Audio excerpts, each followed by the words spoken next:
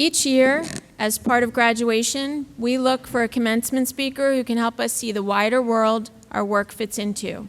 Someone who embodies values like service, community, and meaningful work.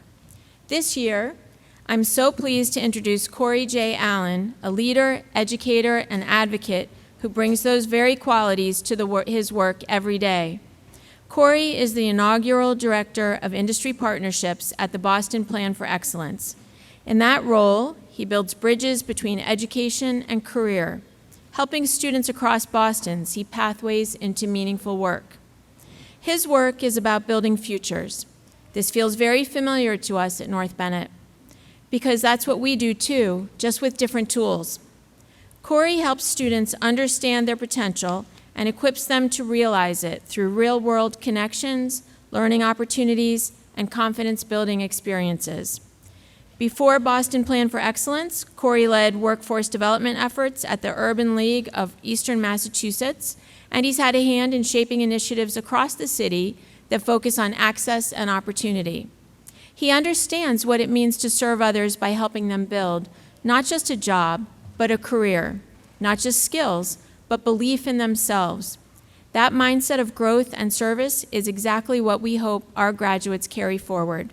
I can't think of a better person to reflect with you on that, on what it means to build a life, to navigate transition, and to carry your knowledge and skills with confidence and purpose. Please join me in welcoming our 2025 commencement speaker, Corey J. Allen.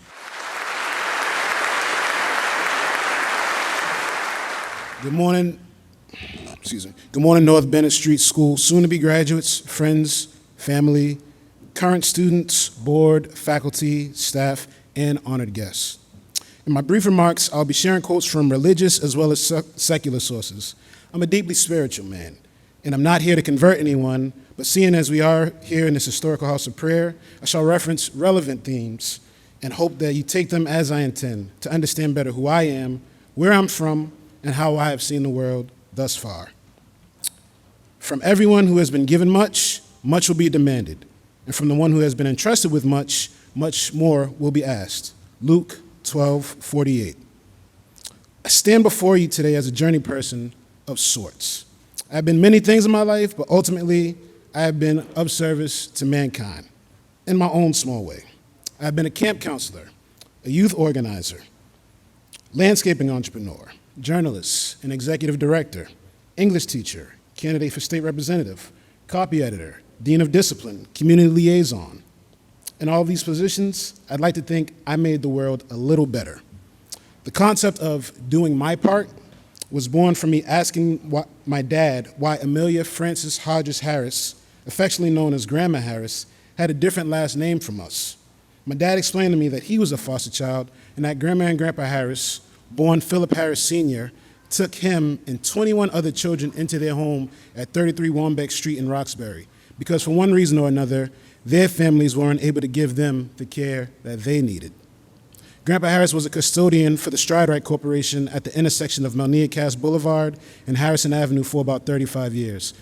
I wore an outfit today that I think my grandfather would have worn something close to during his time there. Grandma Harris, one of the first ostomy patients in the world, was tending to the family home while she was not in the hospital or traveling around the world, giving testimony as a cancer survivor and a trailblazer in the life-saving healthcare technology. Now I'll share with each of you from the specialties that you all have been trained in and how they have played a part in my life and my understanding of the world. Locksmithing and security technology.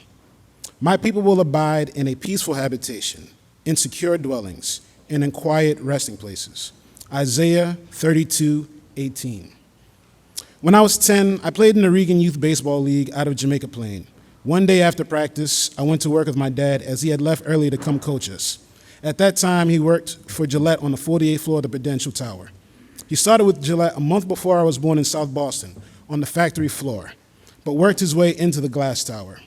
First thing that struck me walking through the concourse is that my dad was greeting the trades workers and security guards on our way to the food court. I asked him how he knew all of these people. That's when he explained to me that his father worked as a custodian and to ensure that his mom, sisters, brothers all had a roof over their head.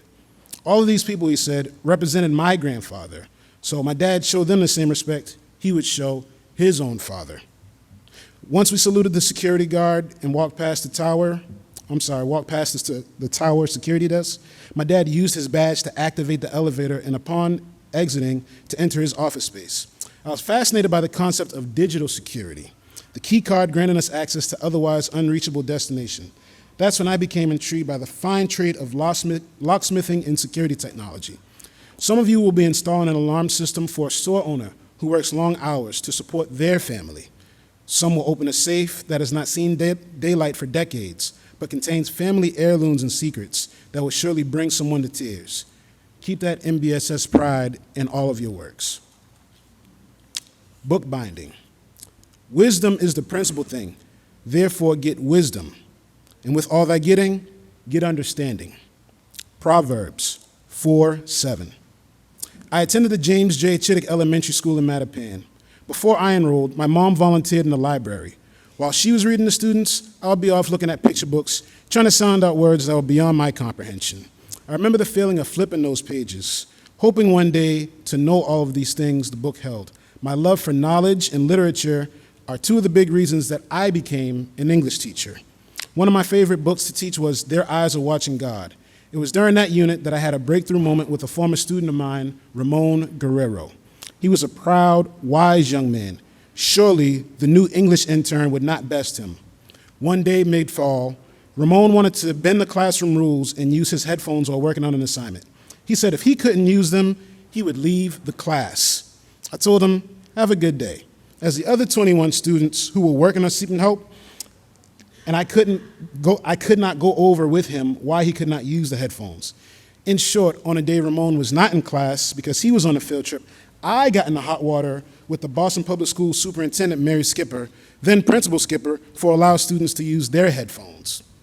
Fast forward to the spring, and I began to use the student-teacher model that Paulo Freire discusses in his book, Pedagogy of the Oppressed, where students should be led to pursue subject mastery and be able to teach each other as well as learn from their teachers. I modeled reading chapters ahead of time, finding vocabulary words, key concepts, and potential test and quiz questions for the first 2 semesters. In early spring, I assigned students a rotating opportunity to lead the class for a day. Some of them were shy, but Ramon held court in his first presentation. He found me during a break from teaching and requested to lead the class again before everyone else even had a turn. It was a proud moment for me, working with him through hard times to becoming one of the best students that I ever had. Those of you that are taking up bookbinding, you will mend a 19th century rare book that needs some TLC. Package a world where newborn babies will see pictures and words together for the first time.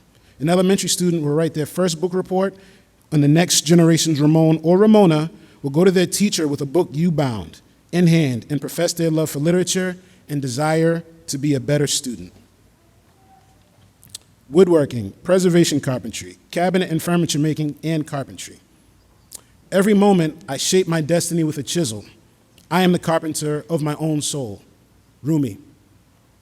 Although my dad received his MBA from Suffolk University, he learned from the Harris School of Woodworking on Warmbeck Street how to be a carpenter. Later, he would buy books and be an avid viewer of This Old House and New Yankee Workshop on Boston's Channels 2 and 44. In the day of old, where one TV was a luxury, our floor model in the living room was it for us. My brothers and I would often lay on the floor or sit next to our dad and watch these pre-trendy DIY television shows. And wherever we could, work with my dad on his projects around the house, or if he decided to take on a job making furniture or a desk for a coworker or one of their family members, we would tag along and help as much as we could. Those were some of the best days of my life.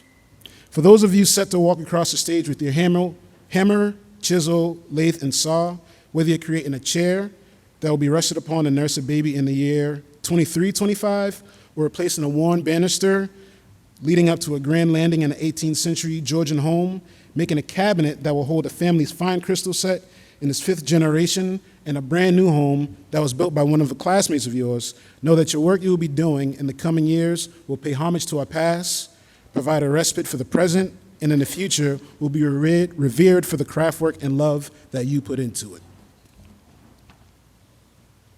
Piano technology, violin making, and repair. Where words fail, Music Speaks, Hans Christian Andersen. One of my favorite leisure activities is going to see live musical shows. Plays as a treat in the symphony.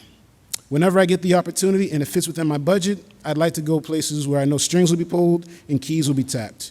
Free shows are even better because of how much joy I get, whether on the subway, coming out of Fenway, or on the commons of a local town. I still put something in the till. It is my sincere hope that those of you graduating from the piano technology and violin making and repair program realize that the words that people will be unable to find for the next 500 years, the instruments that you will manufacture, refurbish, repair, and preserve will be used to communicate those unspoken words and know that the world will be a better place because of it. Jewelry making and repair. Give not that which is holy unto dogs, neither cast ye your pearls before swine, lest they trample them under their feet and turn again and rend you. Matthew 7:6. I love jewelry, even though the most I wear is a watch. I enjoy seeing how people choose to portray their feelings using their jewelry. One of my favorite examples is Margaret Thatcher, who, based on her mood and the tone of the meeting, would wear a brooch that would for sure set how she was going to join. In that same vein, vintage jewelry that has been passed down through a family or sold through various channels needs to be properly cleaned and maintained, repaired so that these pieces can maintain their form, shape, and function for years to come. Whether you're commissioned to create new pieces or you'll be repairing or restoring historical pieces, the way that people express themselves or pass down wealth will be in your hands. As you are set to cross the stage, remember the days and nights you spent here at North Bennett Street School, and think of the generations that your creations and projects will impact, and give your clients the best possible outcome. In conclusion, the late, great Keith Love, my first boss in education and former Marine, who took me under his wing when earning my one-year master's degree in education, became difficult, had a ton of sayings, but my favorite is what I leave with you. Respect the individual, respect the process, and deliver what you promise. In your respective fields, you are all of service to mankind. You will make the world a better place. You will create and mend and tune and mentor. But in your chosen path, through the nation's first trade school, you too will change this world.